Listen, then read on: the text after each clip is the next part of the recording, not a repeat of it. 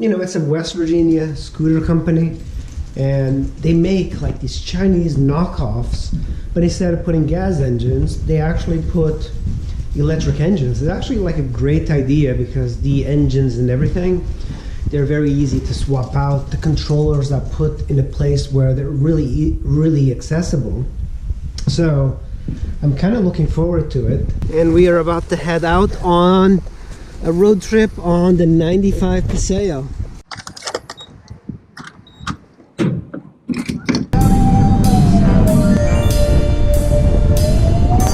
This is much colder than DC. Where's Mountains, cuz? Morgantown, West Virginia. That's a nice house. This big yellow bike is typical of what I would say is what the U.S. market has evolved into. If you look around this shop, you'll see that about 75% of the vehicles in the shop right now are this model.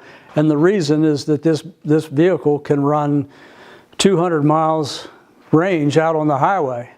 So you see that there's and this bike's this bike in its top form is a 115 mile an hour bike. We're actually choking down the speed to the 92, 93 mile an hour range. But we get a lot of people who, like typically we've got a guy in Atlanta that he drives 40 miles one way to work every day, and he's been doing it for like 5 years. Say every 10,000 miles, put a set of tires on it for $75 to $85 and keep driving it. And that's the only expense to keeping it on the road, because electricity is going to be $30, $40 a year of electricity to take it down the road and drive 20,000 miles a year on something under $100 worth of parts and or electricity, and there's nothing to adjust, no repairs. These guys are, some people send us charts on how much time they save because they don't go to the gas station. They don't do anything. They go home at the end of the day, plug it in, and take off the next morning and do it again. Our beater, our prototype, tested, checked vehicle. This is in the scooters, this is the top of the line. Part of the reason these are so efficient compared to something that does use a chain or a belt, there's no free lunch. Chains and belts cost efficiency. So the motor actually sits still inside the wheel, and the magnetic forces propel the rim around the wheel. So if you turn this on, you'll see, watching the wheel, that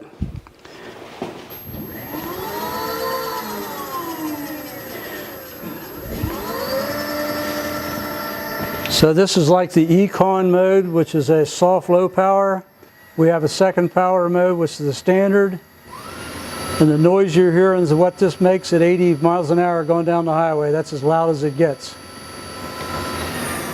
I had some people say, "Give me reverse," and I thought, "Why, you lazy bastard?" Yeah, well, not quite that bad, but I thought, well, I've been riding motorcycles 30 years and I never had reverse. Right, it's not a Goldwing. Yeah, but now that I have it, you wouldn't do without it. Wouldn't do without it. We've had this style bike available for a year, but this is the newer bike with a bigger battery in it for longer range. Oh, that's cool. And this has got there's a floor that goes in this, but we have removed now just so people can see the batteries. It's also even more interesting that this will go the top speed with 3 people in it.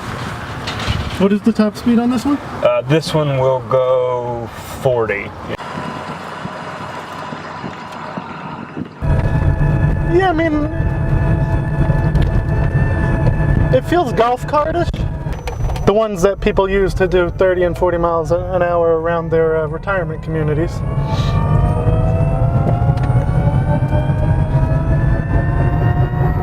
The back seats have seat belts, but the front seat does not. No, they all have seat belts. They do? Yeah. Gotcha. It's a lap belt, you just don't. Gotcha. Yeah, the next one up there.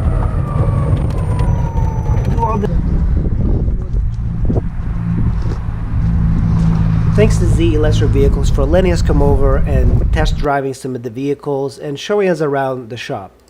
If you're interested in buying one of these electric scooters, you can go on their website, theelectricvehicle.com. So the top of the line LRC, which is that big yellow scooter, is about $15,000 or $16,000.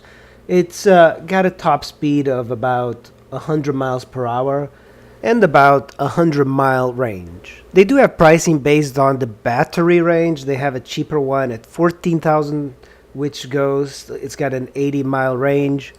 The motorcycle version, the M13S, or with 80-mile range, is about $13,000.